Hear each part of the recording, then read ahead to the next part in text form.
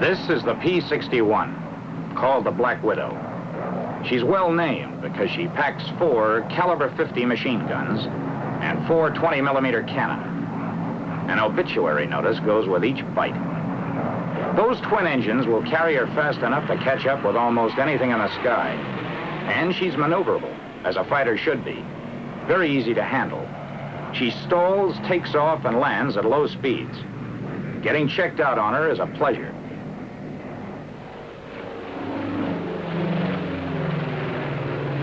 The Black Widow flies the skies in 3 sleek models. First, the YP-61, the earliest model of this ebony killer.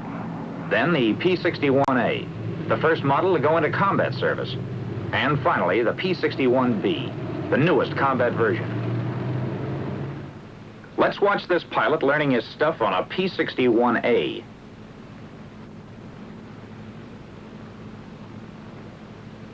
The first thing to do is familiarize yourself with a cockpit. Learn where all the controls and gauges are located.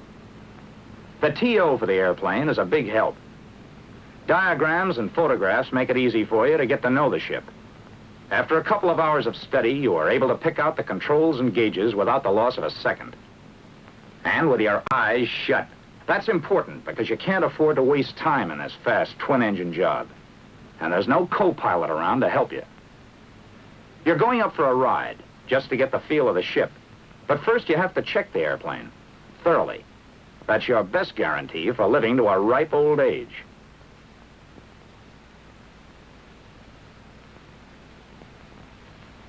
Like most airplanes equipped with tricycle landing gear, the 61 has a nose gear towing pin. Check it, as the nose wheel may shimmy on takeoff and become damaged. Check the nose wheel pin cap. Be sure it's on tight. Then check the rest of the landing gear for inflation of the tire and general condition. The red mark shows whether the tire is slipped on the rim. The strut ought to be extended about 4 inches. And another item not to be forgotten is the pressure in the emergency landing gear system. There's a gauge in each wheel well. It should show 700 pounds per square inch for the nose gear. Repeat the same inspection on the other 2 wheels. No cuts or bruises. Tread's okay. No slippage. Strut clean and extended around 4 inches. And the emergency pressure? 750 pounds per square inch for the main landing gear. Now to give the exterior of the plane a general going over. Skin's all right. No loose rivets or dents. Antenna mounted securely. De-icer boots okay. No rips or places where oil or gasoline has been spilled. Gun bay doors tight.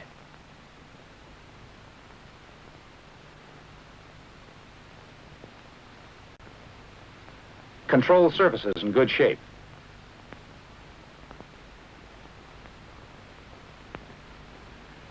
All hatches and doors must be closed and locked. Otherwise, they'll blow open and probably off when the plane's in the air. So each one should be checked. The radar operator's top hatch, rear entrance door.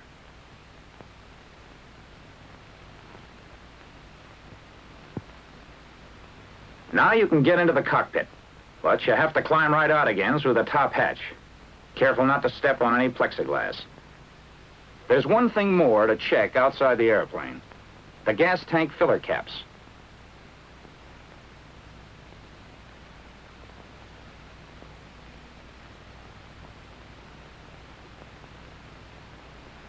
Two on each side, and oil cap. Make sure they're fastened tightly in place.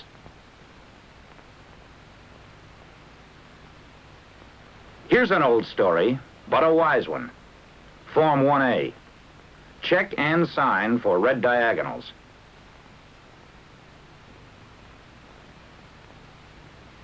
Turn on the circuit breakers behind the gunner's seat. And make sure the gunner's escape hatch is closed and locked. From now on, you are in command of the airplane. What would you do now? Well, you know the answer to that from studying the tech order. Turn on the generators, then more circuit breakers, the ones for the starters and fuel booster pumps. and the light circuit breakers. Now look around the cockpit to see if everything is in order. Nothing loose. No tools or papers to foul up the controls. Instruments okay. The controls, and that includes the throttles, are locked. Unlock and try them out.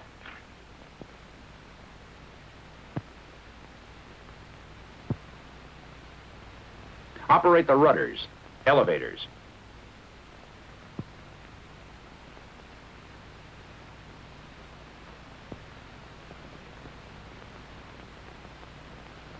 Put ailerons through their complete range. Notice that those ailerons are unusual?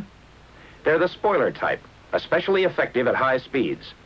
The P-61 is the only airplane in the Army Air Forces that has them. Controls are all okay. See if all the controls and switches are set properly. Open throttles 1/4 to 1/3. Prop control switches in automatic. Feathering switches normal. Test the prop circuit breakers to make sure the buttons are in. Check fuel in all tanks. Fuel valves set to outboard tanks. Crossfeed, which supplies both engines from one tank, off. Air pressure for the emergency brakes ought to be 425 to 450 pounds per square inch. Check the clock against your watch and the altimeter. Oxygen pressure 425 pounds per square inch. Oxygen regulator to auto mix on. Test the trim tabs. If they're in good working order, set them for takeoff. Now the instructor is ready to take over. While the ground crew pulls props through 12 blades, set the superchargers at neutral. And throttles 1/4 to 1/3 open. Adjust both mixture controls to idle cutoff. Props at full increase RPM. Check to see that the props are clear. Then turn on the battery switches. On the P-61A, there are 2 individual battery switches and a master battery switch. The master switch on the ignition unit is for ignition only. Turn booster pumps to low. Carburetor air cold. Oil shutters 1/3 open. Make sure all cowl flaps are open and the intercooler flaps closed. Automatic pilot oil pressure off. Make sure that the VHF switches are off. Check carburetor air filter. Turn on master ignition switch and the right switch to both. Energize the starter and then prime the engine in the last 5 seconds of energizing. Since a putt-putt is furnishing your power, you should energize for no longer than 10 seconds before flipping the switch to mesh. If you are using the battery, the maximum energizing period would be 20 seconds. Don't energize beyond those limits or you'll damage the starter. When the putt-putt is being used, only your main battery switch should be on. Turn on the other switches when the crew chief disconnects the putt-putt.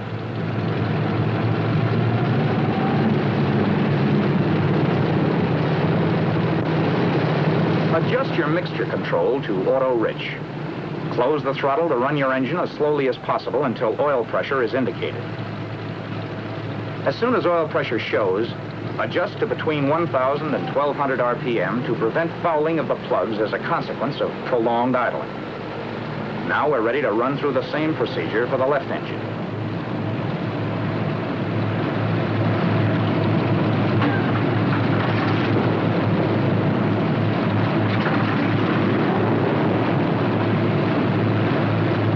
Throttle to between 600 and 700 RPM until the oil pressure gauges indicate a steady pressure.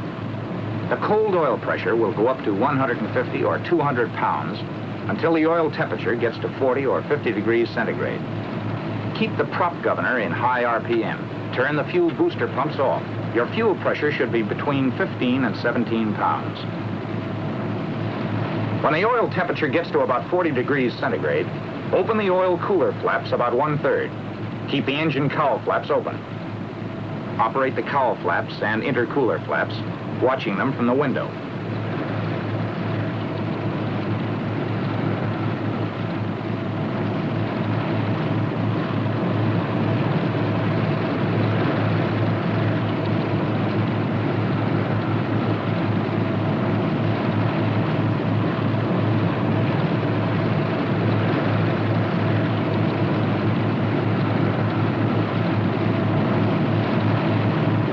Operate the oil cooler flaps and check the gauge. Check both hydraulic pressure gauges.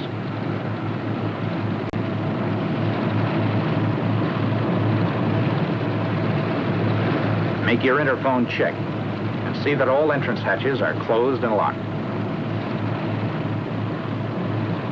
Okay to taxi to runway 29. Use taxi strip directly in front of you. Runway 29, roger.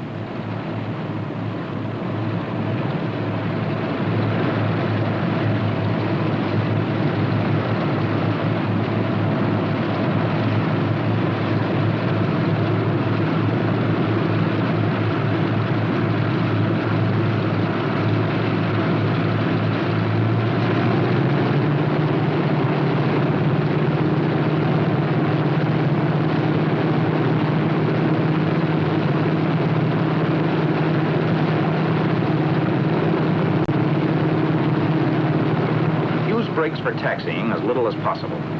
This holds good for any two-engined airplane. And when you want to turn, use your outboard engine.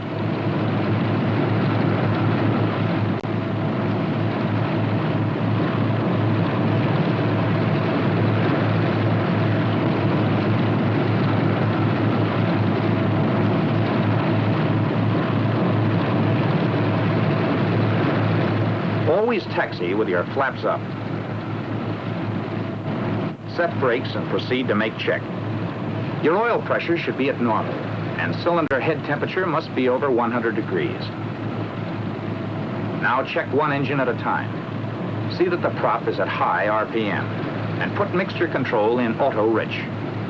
Open your throttle briefly to about 40 inches to clean the engine out. Then, reduce manifold pressure to 30 inches. RPM should be from 1950 to 2100. Check your ammeter. It ought to show charge.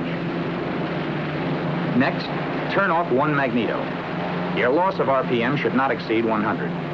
Now make a quick check on the other mag. Running an engine at high manifold pressure on one mag may cause serious detonation. Next, test the prop circuit breakers. Pull the prop governor control lever back from its high RPM setting until it drops 200. Advance the prop control to the original setting.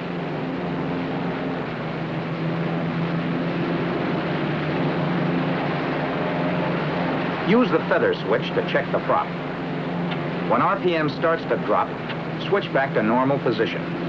Put the prop selector switch in decrease. As soon as RPM drops 200, move the switch to increase. When the RPM goes back to 2100, put the switch in automatic. Now go through the same procedure for the other engine. And then you're ready for the final check. Fuel booster pumps at high. Fuel pressure between 15 and 19 pounds per square inch. Prop circuit breakers down. Prop switches at automatic. Prop controls at high RPM. Mixture auto rich. Intercooler flaps closed. Upper cowl flaps closed. Lower cowl flaps open about 1/4. Wing flaps 1/3 down.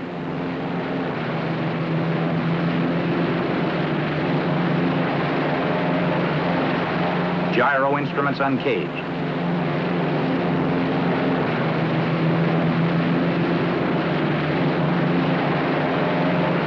Oil temperature should be between 40 and 90 degrees centigrade.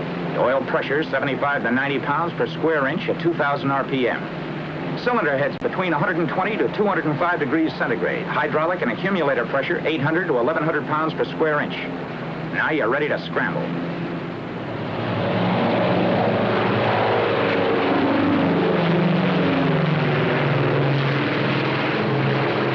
Yes, the P-61A takes off like a homesick angel.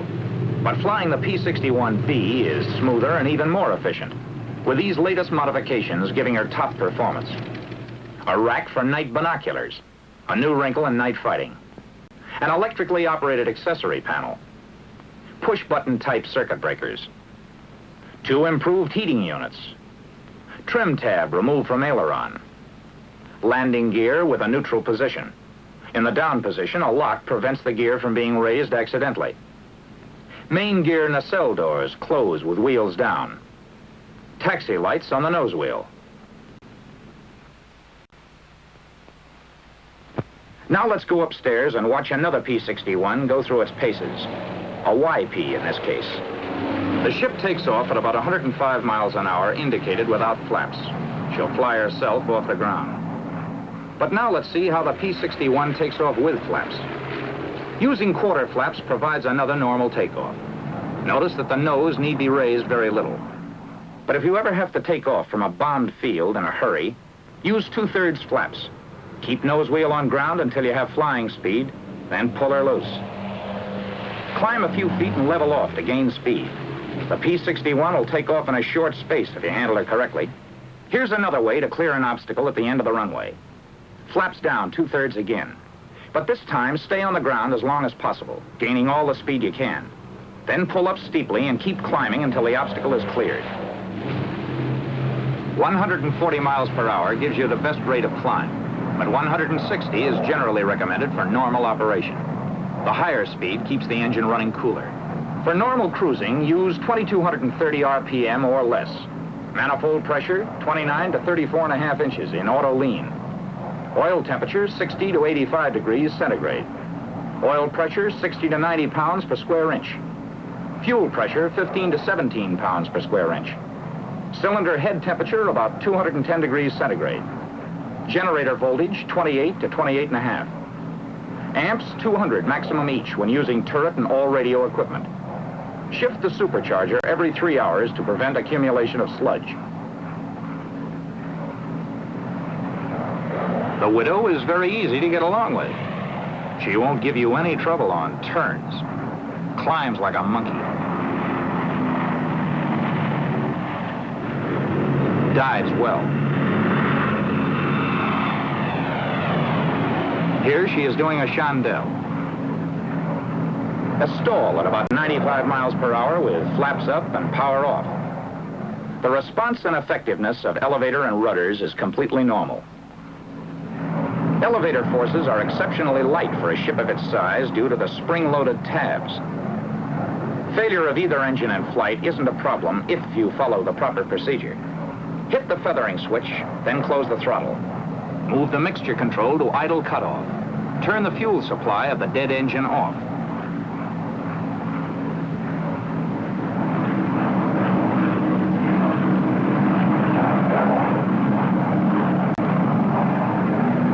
Snap the ignition switch off after the prop stops rotating. Put the live engine in auto rich. And trim your rudder tab.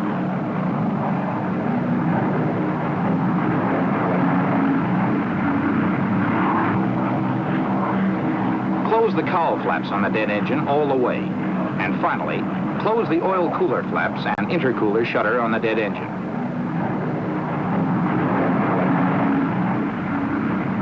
Even when stalled on one engine, the Black Widow isn't in trouble. On one engine, you can turn in either direction if you maintain safe single-engine airspeed, have your plane trimmed properly, and remember coordination.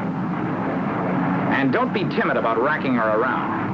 You can even do vertical banks into the dead engine if you keep her at proper flying speed. To unfeather is equally simple.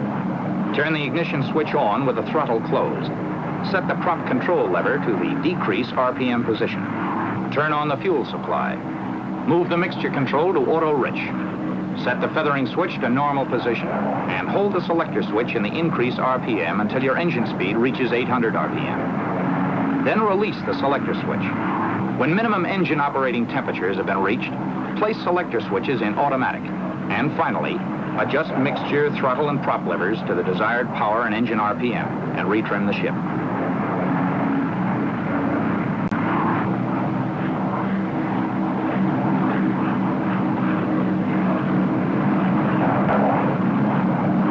In case of both fuel and booster pump failure on one of the engines, turn on cross-feed valve and the booster pump of the operating engine to high.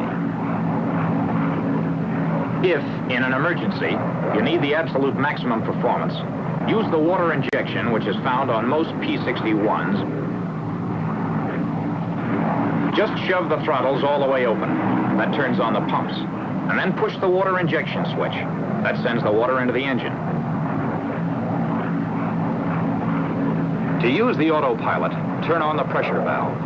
Pressure should be between 100 and 125 pounds per square inch. Trim the ship so it'll fly hands off.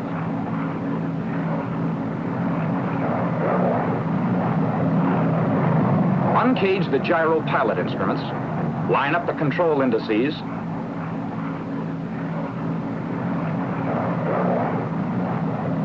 First the rudder. Then the aileron.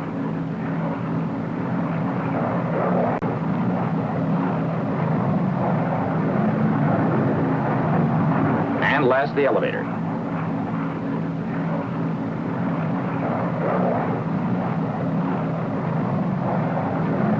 Set the speed valve at 2 or 3.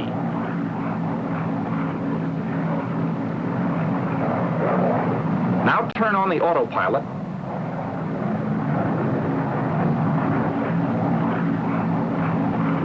And finally, if necessary, readjust the indices for level flight.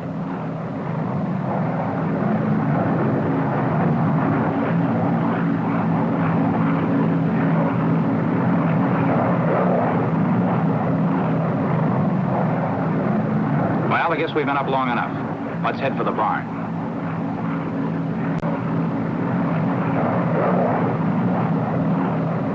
Turn the autopilot and cockpit heaters off. Check to see that de-icer and anti-icer are off. Turret stowed. Fuel to fullest tank. Cross feed valve off. Mixture auto rich. Fuel booster pumps high.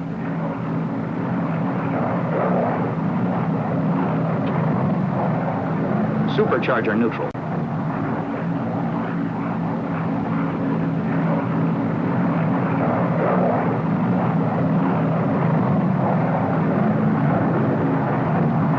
When airspeed drops below 175, lower gear and check it.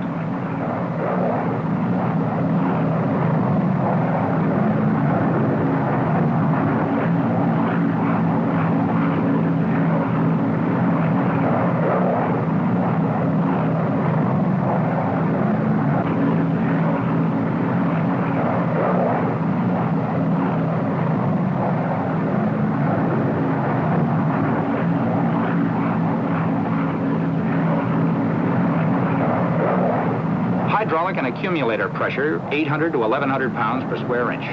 Props, automatic and set for 2,400 RPM.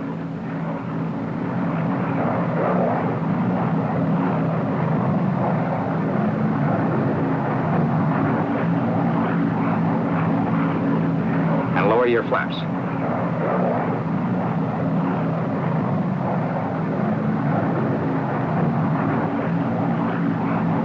Retrim the elevators.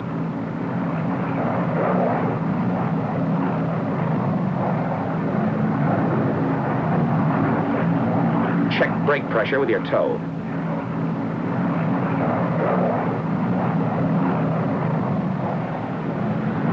Approach at not less than 110 miles an hour. Touch down at about 90 miles an hour. Tail down. That was a landing with 3/4 flaps. Let's go back and look at some other types. If you want to use less runway, for example, just lower the flaps all the way. Remember, you have a lot more drag with full flaps, so come in with a little more power. The P-61 was designed with a large area of flaps for slow landings at night. If you're forced to land on a short runway, make a power approach. Use full flaps and fly the airplane quite slowly. You'll have to keep considerable power to prevent stalling, but the ship will get down in less than 1,000 feet this way.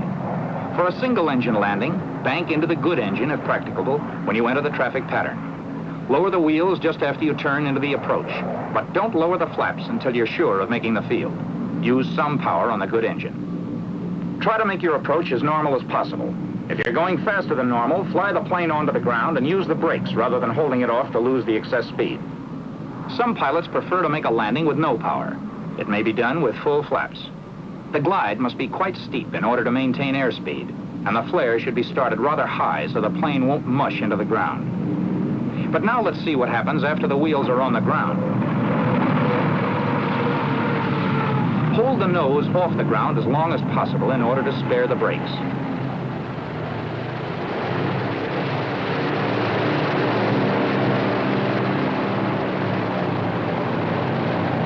After you complete the landing run and come to a stop, be sure the cowl flaps are open and raise the wing flaps.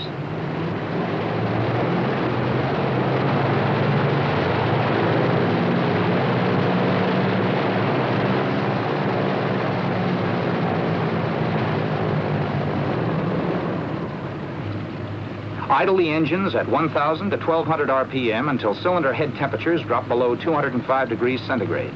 Mixture should be auto-rich, and all cowl flaps open. Advance throttle to 25 inches and pull her back, cleaning out the engine. Now move the mixture to idle cutoff and advance throttles to full open as the engines die.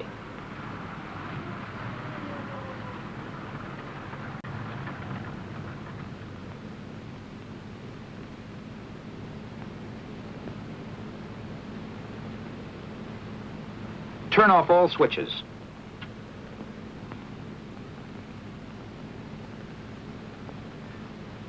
Hold brakes until chocks are under each wheel, then release. Finally, lock the controls.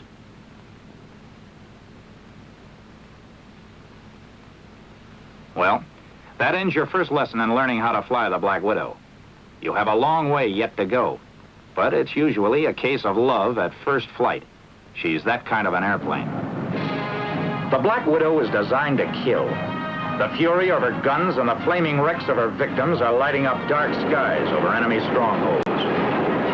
To you who will fly her at night in hard-hitting air battles, we say good luck and good hunting.